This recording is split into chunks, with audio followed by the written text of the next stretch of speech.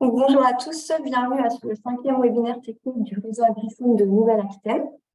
Donc, je me présente, Julie Bernard, chargée de mission biodiversité à la Chambre régionale d'agriculture de Nouvelle-Aquitaine. Donc, je suis en charge d'animer ces webinaires. Martine, diapo suivante, s'il te plaît.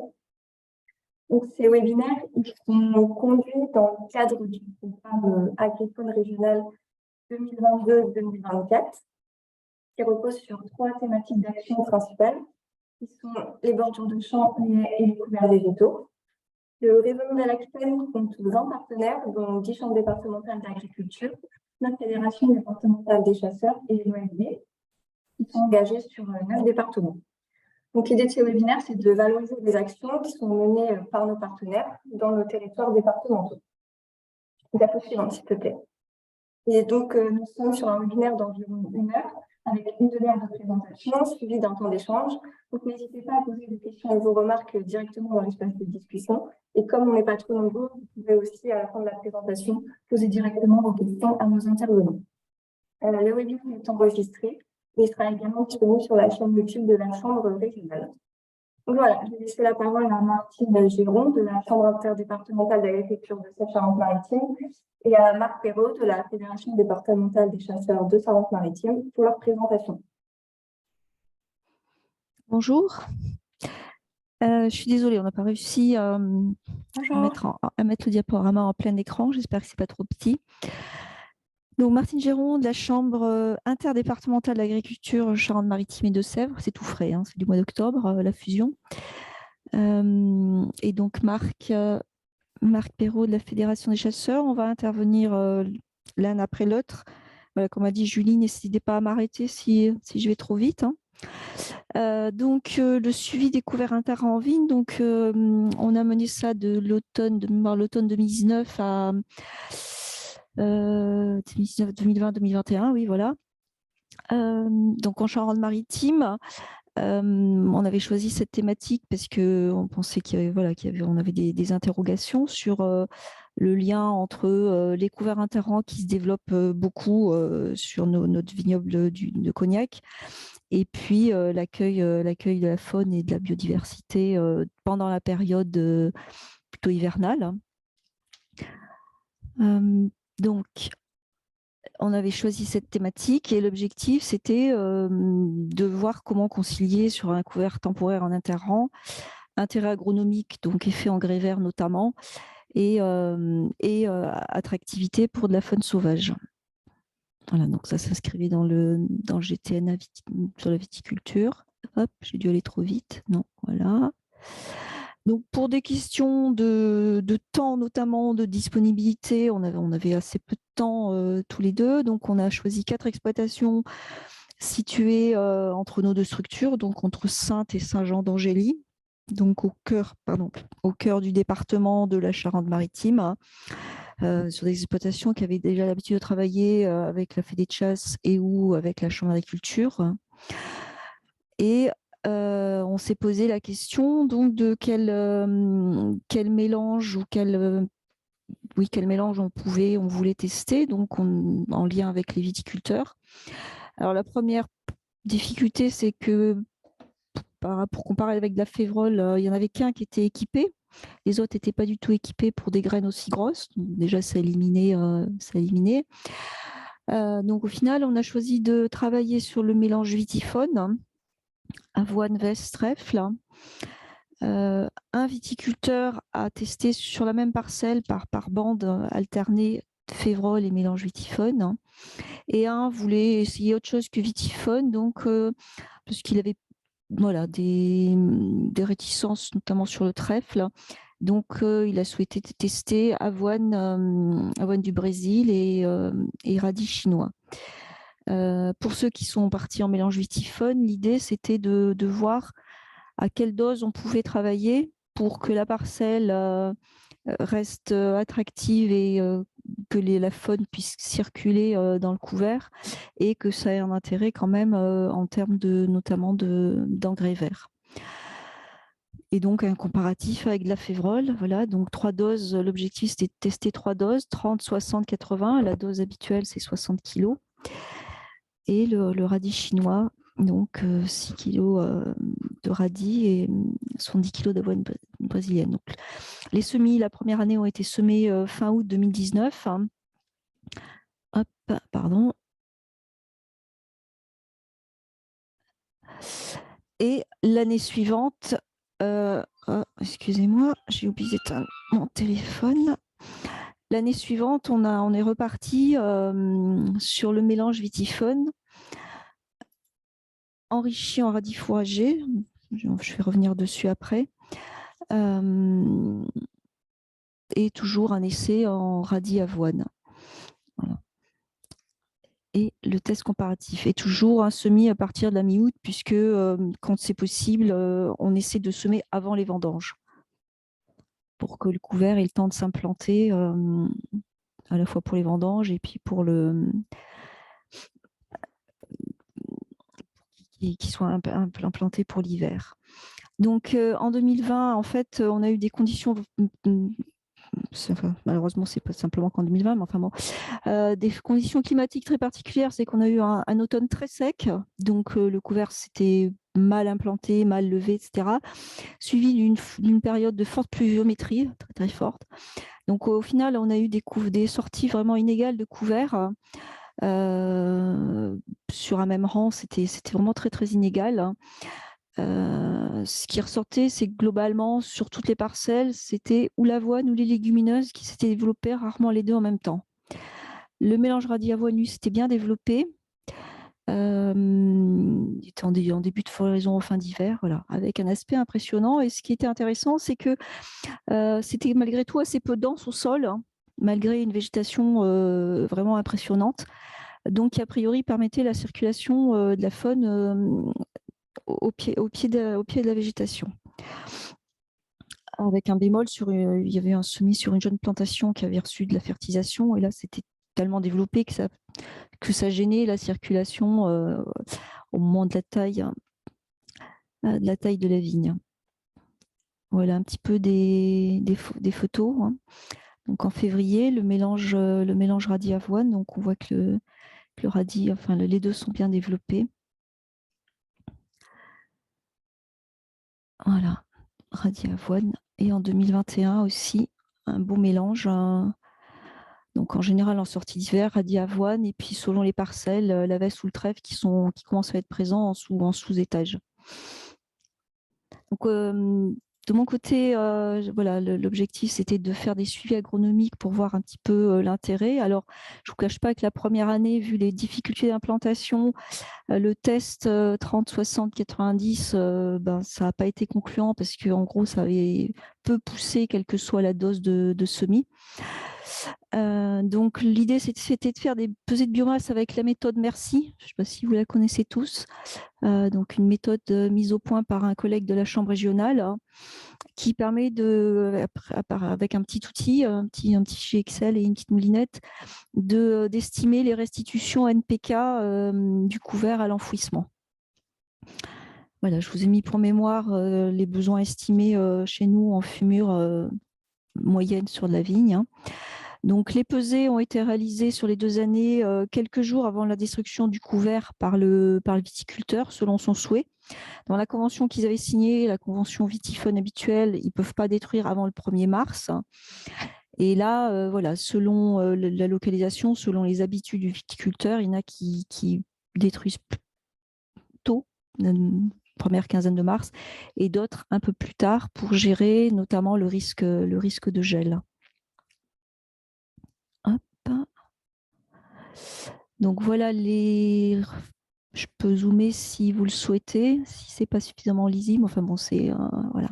On voit que, alors il y a une parcelle qui a été broyée pour des raisons de mauvaise communication, qui a été broyée avant qu'on puisse passer. Voilà, sur les autres, donc quand le couvert était vraiment pas développé, on n'a pas fait de pesée non plus sur certaines variantes. Donc des résultats variables et pas obligatoirement liés à la dose semée du fait des conditions climatiques.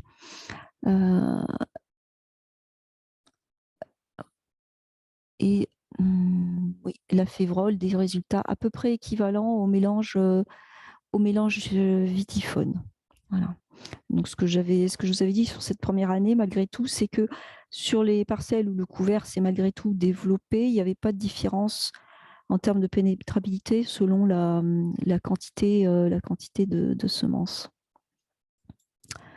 La deuxième année où là, les couverts se sont mieux développés, il y a toujours eu un couac sur les 4, un qui n'avait pas compris, donc a broyé la veille de mon passage.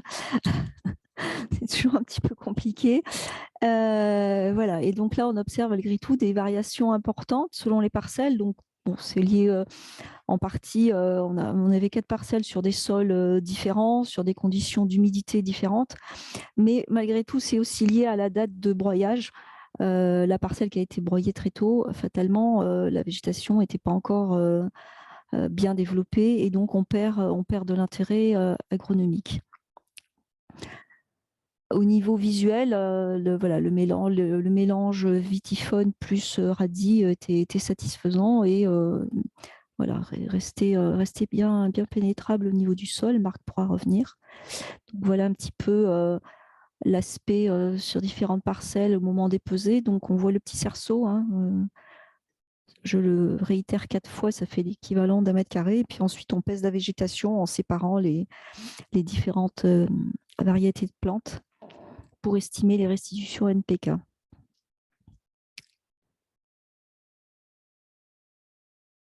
Les conclusions un petit peu de ces 2 années de suivi d'un point de vue agronomique. Globalement, donc, l'avoine était bien présente tout l'hiver. Sur des semis de fin d'été, elle a le temps de se développer avant les froids. Donc, on a pu voir sur des pièges photos qu'elle était attractive. Le radis se développe bien sur toutes les parcelles, quelles que soient les conditions pédologiques des parcelles, plus ou moins sableux, plus ou moins humides, et fleurit tôt en saison, donc ça peut présenter un intérêt aussi.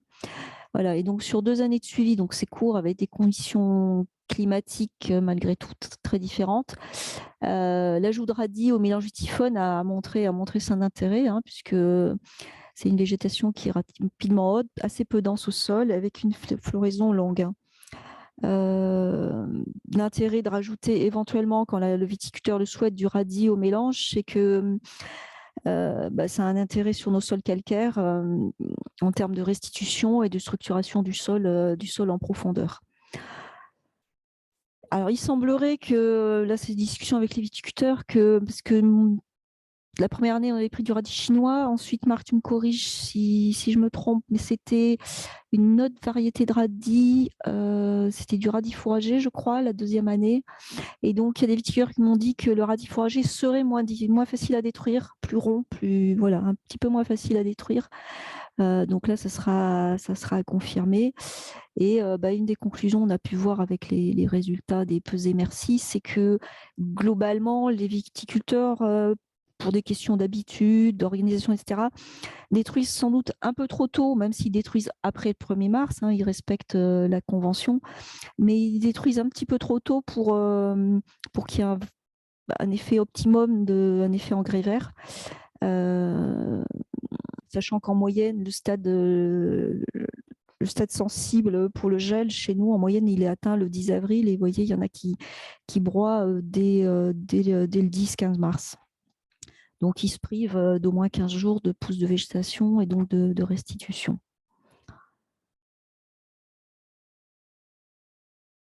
Hop. Hop. J'ai peut-être été un petit peu vite ou pas? J'entends personne. Bon, Marc, je te laisse la parole. Ouais, tu me dis quand passer les diapos. D'animer et de passer les diapos. Donc, en ce qui concerne le suivi faune, alors Martine vous parle de vitifaune, c'est peut-être un terme qui ne vous parle pas trop, mais en fait, sur le plan historique, en 2015, on avait commencé avec un partenaire coopératif de Nouvelle-Aquitaine à travailler sur des couverts végétaux à la fois à vocation agronomique et faunistique.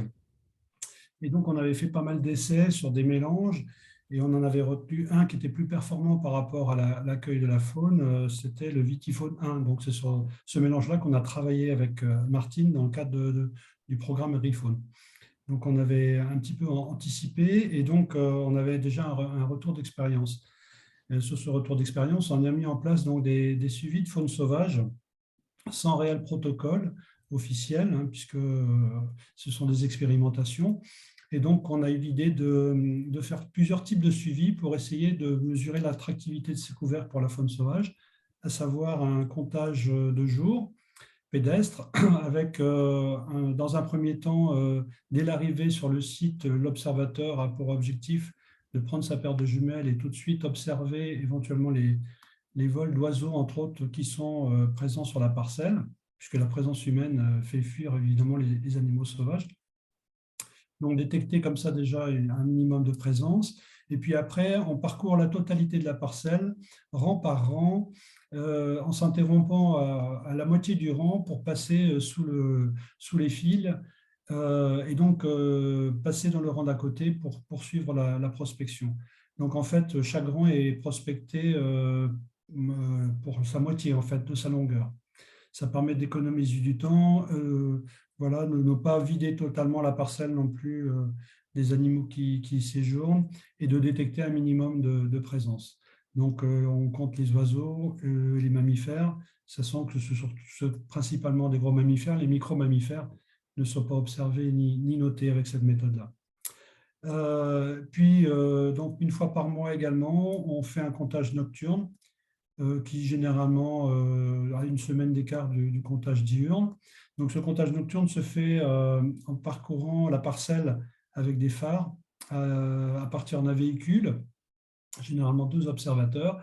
Et on ne parcourt pas la parcelle, on survole la parcelle avec des phares à partir des chemins accessibles le long de la parcelle. Donc, on ne pénètre pas à l'intérieur de la parcelle, bien entendu, parce que nos véhicules ne le permettent pas de le faire, et on ne le fait pas à pied non plus. On reste dans les véhicules. Donc, c'est inspiré en fait des techniques de comptage au phare qui sont opérées pour certaines espèces comme les lièvres, les chevreuils, voire les renards. Et donc, qui permet là aussi de détecter la présence d'un certain nombre d'animaux. Et puis, on a rajouté également le piégeage photographique à l'intérieur de parcelles, donc de ces 4 parcelles témoins, à savoir un piège photographique sur un rang aménagé, donc cultivé, et un piège photographique sur un rang enherbé, donc non aménagé, pour voir un peu s'il y avait des différences notoires. Et puis également pouvoir détecter plus facilement la faune, parce que les pièges photos, évidemment, ils sont en place pour toute la saison, du mois d'octobre au mois de mars, et la végétation des aménagements continue de croître. Et avec les radis, entre autres, on a des couverts végétaux qui sont parfois importants et qui arrivent à masquer l'appareil, et donc qui nécessitent un repositionnement de l'appareil photographique. Diapositive suivante, si tu veux bien, Martine. Donc, encore une fois, ce n'est pas des protocoles très scientifiques, hein, c'est simplement juste, ça nous permet juste de détecter la mise en évidence de la faune lors de nos observations. Donc, les observations diurnes, donc, par rapport à nos relevés, on a vraiment une cohorte d'espèces importantes en termes d'oiseaux principalement.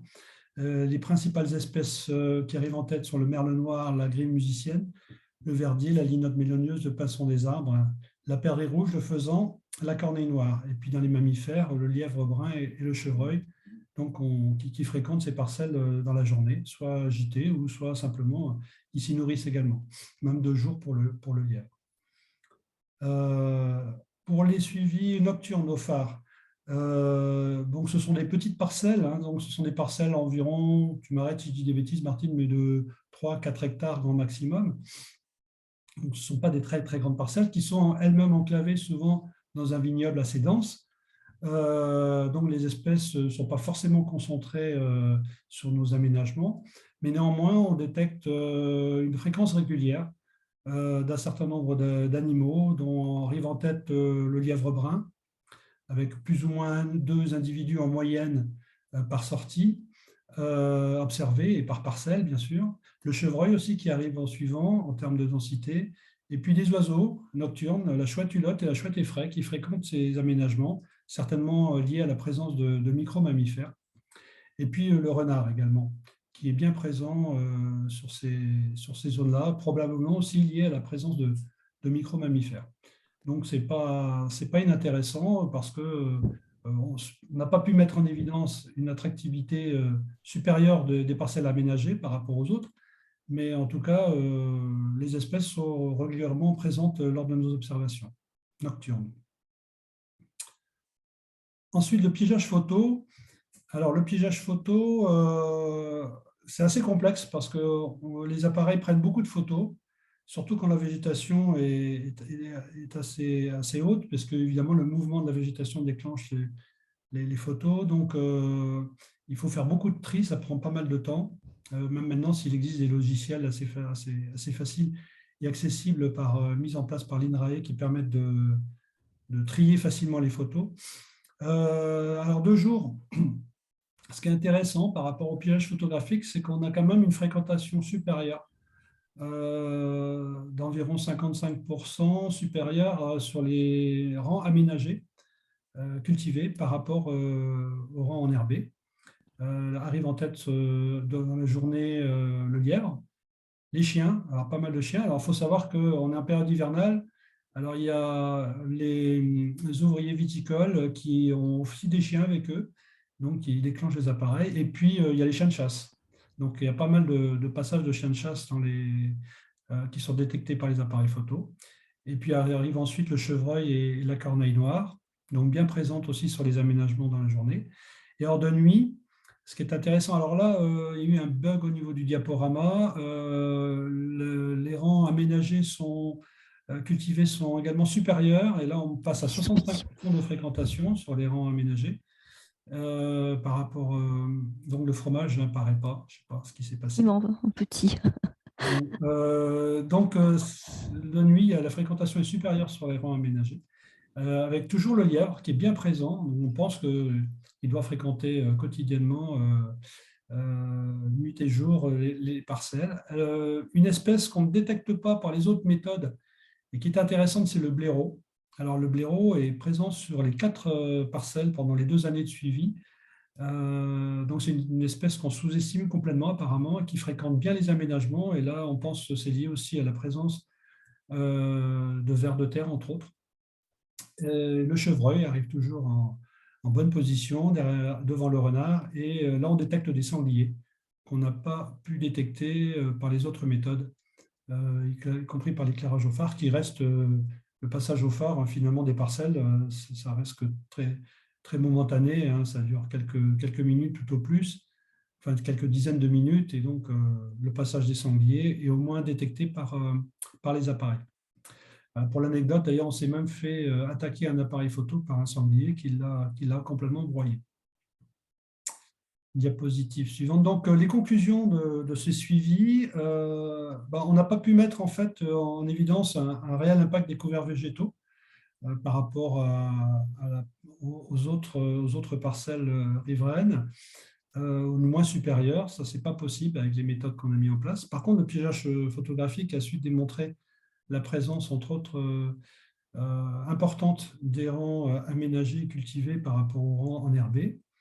Ce qui est un peu logique puisque ça crée à la fois des couverts et une attractivité sur le plan alimentaire.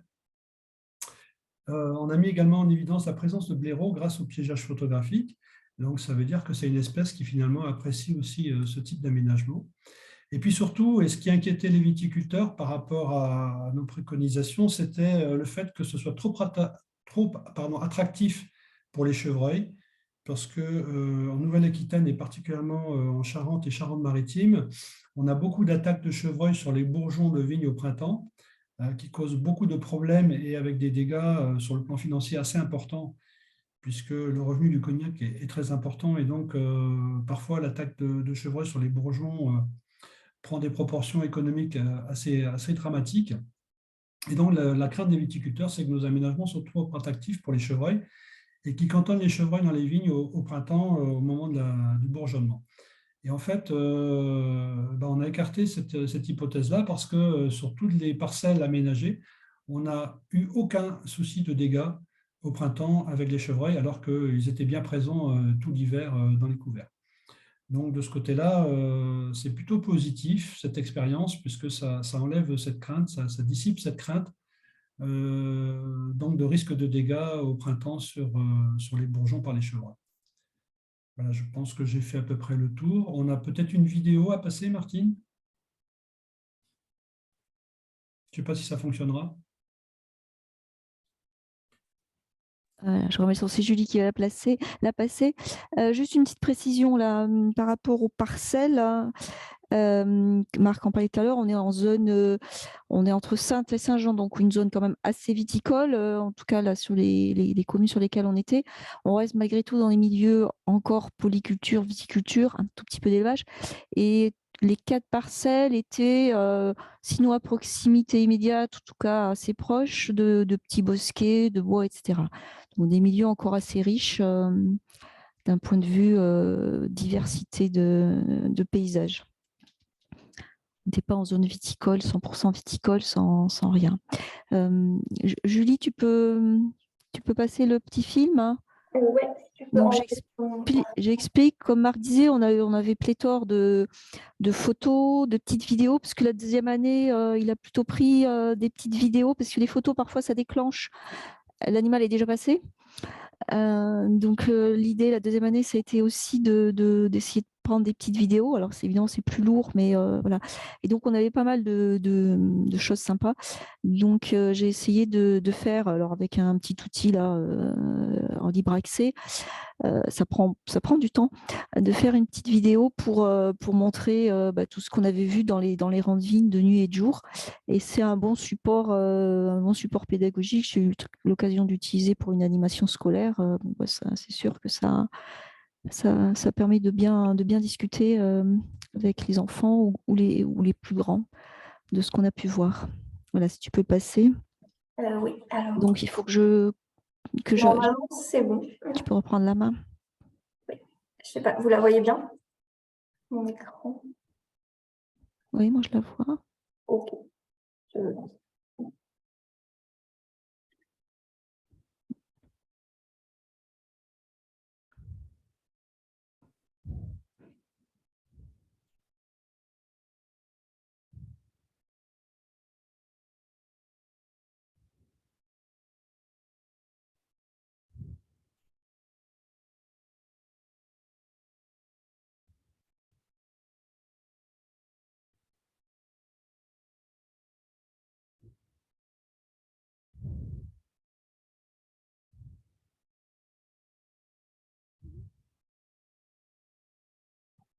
Donc le fameux blaireau.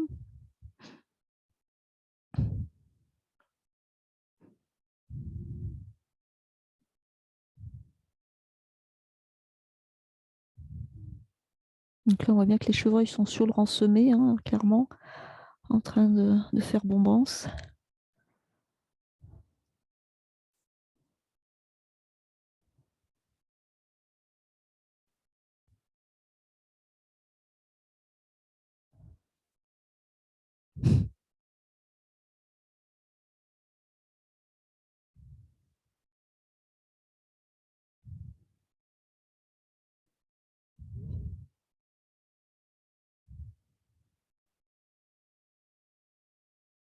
Le lièvre aussi.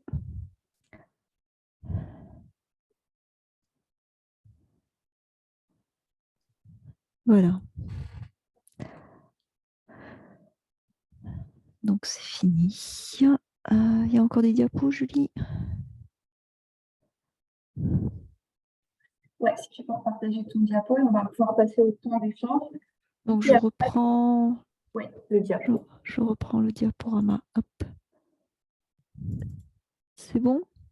Oui, parfait. On va pouvoir passer aux questions. Je propose aux participants de lever directement la main pour poser vos questions à Martine et Marc.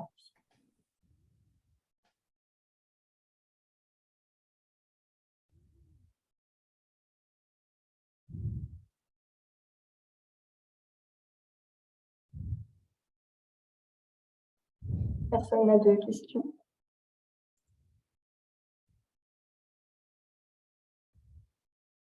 Je vois qu'il y a des questions sur la plateforme. Merci.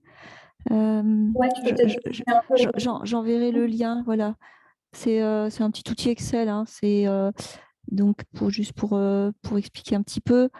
Donc, vous avez vu la photo, il y avait quatre cerceaux. Enfin, nous, on fait avec des cerceaux, ça peut être, voilà, c'est 1 m² qu'on prend. Donc, on fait avec des petits cerceaux, c'est facile, qu'on jette. On choisit un petit peu un interrang représentatif ou une partie de l'interrang à peu près représentatif de la moyenne, hein, parce qu'il y a toujours des zones qui ont moins poussé, etc. Donc, on jette le cerceau, on fait 4 itérations. On récupère tout ce qu'on coupe, on n'arrache pas, on coupe à ras du sol, hein. La petite moulinette derrière estime aussi ce qu'il y a en terre par rapport aux espèces semées. Donc on coupe à ras du sol, ensuite on trie soigneusement trèfle, vesse, avoine, radis. On pèse chaque lot. Donc là, en général, on se met à l'arrière de la voiture, à l'abri du vent, parce qu'on a le seul outil un peu qu'il faut, c'est une balance de précision, puisque parfois c'est quelques dizaines de grammes, hein. On pèse chaque espèce. Voilà. Et ensuite, on rentre ça dans le petit logiciel. Donc, je donnerai à Julie le lien. Et le petit logiciel nous calcule l'estimation des restitutions NPK à la parcelle. Donc, pour les agriculteurs, c'est un outil qu'on utilise aussi pour les couverts interculture à l'automne, notamment dans les bassins où il y a des enjeux de qualité de l'eau, pour estimer les restitutions de l'interculture pour la culture suivante ou là pour la vigne. Donc pour montrer un petit peu l'attractivité d'un couvert interrant en hiver qui amène malgré tout, qui peut amener, quand ça pousse bien, plus de 30 unités. Donc les besoins de la vigne peuvent être totalement couverts des bonnes années par ce couvert, quand il n'y a pas de soucis particuliers au niveau du sol. Donc c'est un outil assez pédagogique et facile à mettre en œuvre. Moi, j'avais une question, c'est Céline. Du coup, le couvert Vitifaune, est-ce que c'est le seul couvert en viticulture qui a été défini dans le cadre d'Agrifaune? C'est vrai que je ne suis pas bien au courant de ce qui se fait en couvert interrang en viticulture. Enfin, comment il a été choisi? Est-ce qu'il y avait eu plusieurs couverts testés initialement ou... Marc, tu veux répondre? Oui, je vais répondre. Oui, alors on avait testé 8 couverts différents avec notre partenaire coopératif. Et puis, c'était celui qui arrivait avec le meilleur résultat en termes de rendu, à la fois pour vraiment couvert qui servait et qui était utilisé par la faune sauvage pour s'abriter et se nourrir. On avait testé d'autres mélanges avec de la moutarde, de l'orge, qu'est-ce qu'on avait? Du seigle, enfin, du trèfle d'Alexandrie. On avait pas mal de types de mélanges et c'était finalement celui-là qui avait le meilleur rendu. Donc, mais ce n'était pas dans le cadre d'Agrifaune. Donc, on avait appelé ça Vitifaune à l'époque parce que c'était à destination des viticulteurs et de la faune sauvage. D'ailleurs, c'était un terme qui avait été déposé dans le cadre de ce partenariat, mais qui n'avait rien de commercial. Et donc, dans le cadre du programme Agrifaune, on a bénéficié de cette expérience et on n'a travaillé que sur la base avoine, trèfle d'Alexandrie, vesse, auquel on a rajouté la deuxième année des radis. Je vous ai remis la diapo avec les coûts, hein, ça vous donne une idée. Effectivement, il y a différents, les viticulteurs testent et utilisent, et puis après ils prennent aussi les mélanges qui sont disponibles. Mais voilà, trèfle, avoine, trèfle, vesse, c'est quand même assez courant. Radis. Donc il y en a un qui a fait aussi avec la févrole, hein, c'est utilisé assez couramment chez nous parce qu'en plus souvent c'est de la semence fermière. Donc en termes de restitution, c'est équivalent, hein. On a pu, là sur les pesées, on a pu voir que c'était à peu près équivalent.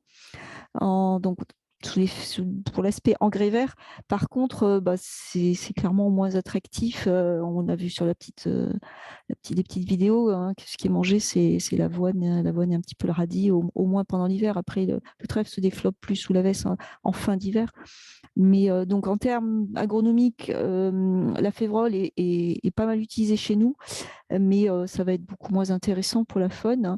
Alors celui qui l'a fait, c'est intéressant aussi. Donc il faisait un petit peu moitié-moitié, c'est-à-dire il faisait 3-4 interrants en mélange vitifaune et puis une autre bande en mélange févrole.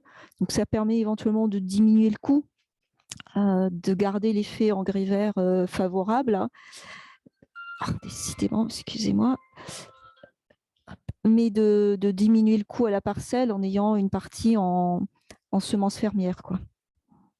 En fait, ce qu'on a pu mettre en évidence, c'était que les couverts, paradoxalement, pour la faune, il ne fallait pas qu'ils soient trop denses pour permettre une circulation des animaux. Alors, des grands animaux, parce que l'idée aussi du piège photographique, c'était de découvrir des micro-mammifères ou les tout petits oiseaux. Mais en fait, les appareils ne sont pas suffisamment sensibles pour détecter ces petits animaux-là et les mouvements de ces petits animaux.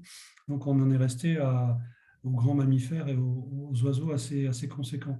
Mais en fait, on s'aperçoit que dès que le couvert est trop dense, les animaux ne fréquentent plus ces couverts végétaux. C'est pour ça l'idée la première année de tester les différentes densités. Donc, n'a pas été concluant du fait des conditions climatiques c'est plutôt ça qui va finalement avoir de l'importance. Et la crainte sur la radie au départ, c'était que ce soit trop dense. Et en fait, au sol, ça reste assez peu dense. Donc, pour tout ce qui est micro-mammifères, etc., ou même petite faune, ils peuvent tout à fait circuler dans le couvert sans problème. Ok, merci. On a une remarque dans le chat qui dit que le mélange d'œufs à base d'avoine brésillienne à 70 kg par hectare paraît très dense. Marc, si vous voulez revenir dessus. Non, c'était la dose préconisée et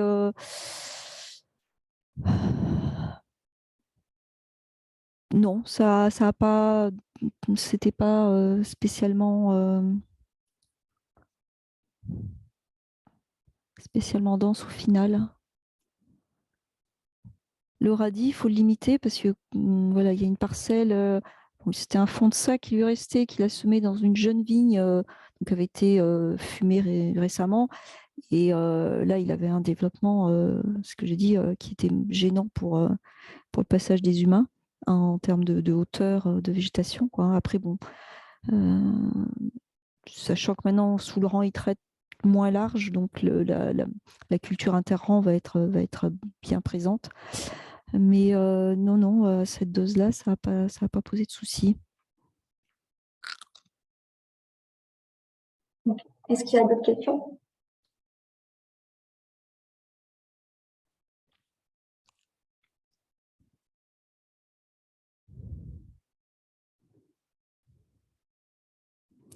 Après, l'intérêt du mélange vitiphone, c'est de semer éventuellement moins dense et d'avoir des espèces comme la veste ou le trèfle qui vont être plus couvrantes et donc pouvoir couvrir le sol, même si c'est semé moins dense. Alors, pour répondre à la question, non, on n'a pas testé la facélie. C'est une espèce de plante qu'on n'a pas du tout intégrée à nos mélanges. Ouais, c'est assez peu utilisé dans les interrants de vigne.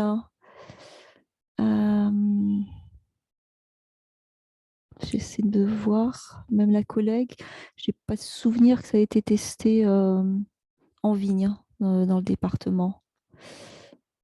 Elle est gélive, hein, donc pour des couverts qui sont censés rester jusqu'en mi-mars, début avril, là, cette année, ça aurait été le cas, elle va être détruite vraiment très tôt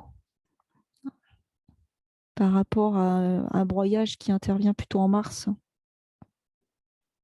Alors, je voudrais rajouter par rapport au calendrier, d'ailleurs en Charente-Maritime, pourquoi on sème avant vendange et fin août, parce qu'on a des climats où on a souvent des orages fin août, avec un apport de pluie qui est non négligeable et qui permet justement à ces semis de lever, traditionnellement, bien sûr, par rapport à des moyennes au niveau, comment dirais-je, de la météo.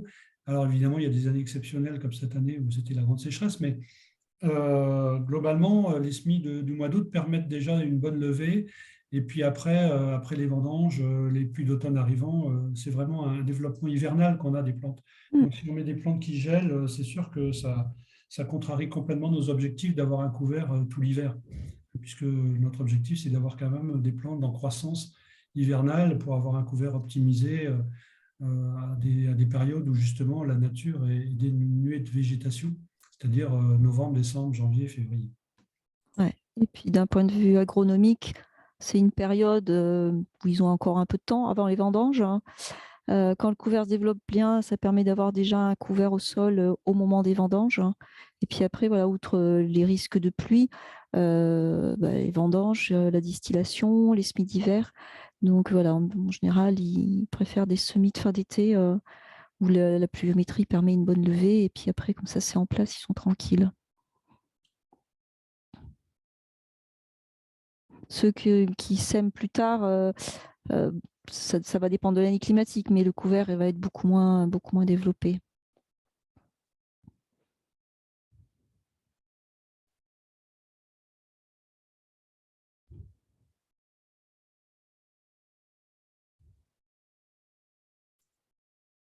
Il y aurait d'autres questions?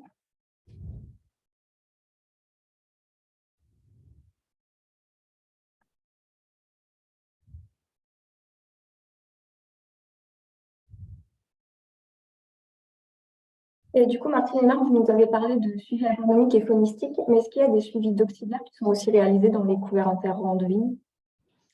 Nous, on ne l'a pas fait parce que c'est en hiver, donc on ne l'a pas fait. À ma connaissance, il y a des vignes enherbées entre guillemets toute l'année. Les suivis qu'on peut faire, ça va plutôt être sur les bordures de vignes que dans la vigne elle-même en saison. Ou alors après, ça va être les collègues qui en font, ça va être plus auxiliaire ravageur, mais vraiment antiflodrome, etc. Enfin, vraiment spécifique à la vigne plutôt que des comptages plus larges. Mais là, nous, on ne l'a pas fait puisque, bon, on est sur des suivis de couverts d'hiver. Donc, c'est vrai, cette année, j'ai pu observer des cirques assez tard, mais là, par contre, le radis, quand on a un début d'hiver doux, le radis qui fleurit assez rapidement et une bonne partie d'hiver, je pense que ça peut être, effectivement, ça pourrait y avoir des petits suivis un petit peu. Ça peut être intéressant certainement pour, au moins en fin d'automne pour certains insectes. Il y avait une question donc, à savoir si les couverts se développaient dans notre région. Alors, enfin, ça c'est mon point de vue. Après, Martine, je pense que c'est toi la spécialiste agronomique. Mais oui, visuellement, on voit que de plus en plus de couverts sont développés dans le vignoble du Cognac. Il y a d'ailleurs des courtiers qui exigent aujourd'hui dans leur cahier des charges que soit mis en place ce type de couvert dans le vignoble. Donc, oui, ce type de couvert est appelé à se développer de façon importante dans le vignoble du Cognac. Oui, voilà, oui, tout à fait. Oui, au départ, ça a été effectivement, hormis des convaincus, hein, ça a été un petit peu insufflé par les courtiers, les maisons de cognac, mais malgré tout, maintenant, je pense que c'est devenu vraiment la pratique courante, hein, des vignes entièrement en sol nu, on n'en voit point dire plus. Ce qui se fait, c'est que les 3 premières années de plantation, le sol est travaillé. Et ensuite, il y en a quelques-uns qui ont un couvert pérenne sur tous les interrants, mais c'est vraiment pas la majorité. Mais sinon, c'est un interrant sur 2 travaillé. Ça veut dire qu'il va être travaillé au printemps et ensuite c'est des repousses spontanées qui vont être broyées au cours de l'été ou avec un petit travail du sol pour limiter la concurrence hydrique et un interrant semé en hiver. Voilà. Et souvent, voilà, les 2 interrants ensuite sont broyés pendant la saison jusqu'à l'automne où il y a de nouveau un travail du sol.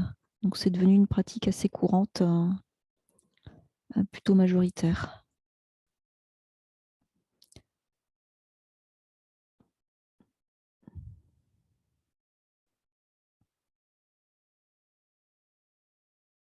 Avec juste un petit souci, puisqu'on est en zone, pour une grosse partie du vignoble, en zone flavescence, hein. Donc la cicadelle qui est porteuse, qui inocule une maladie. Donc il y a une obligation sur une partie du vignoble de traitement insecticide. Donc si c'est des couverts qui sont fleuris, il faut qu'ils les broient avant traitement. Les traitements ont lieu 2 ou 3 entre juin et début août.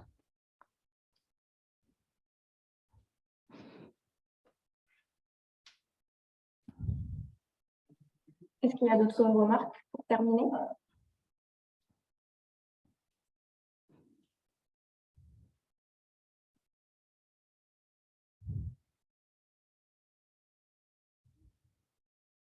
Oui, Céline, oui, je vous fournirai le diaporama rapidement qui vous a été présenté aujourd'hui. Ok, donc, on va pouvoir conclure ce webinaire s'il n'y a pas d'autres questions. Donc, merci à tous de l'avoir servi. Merci à Martine et Marc. On peut vous faire passer le petit film aussi, si vous voulez.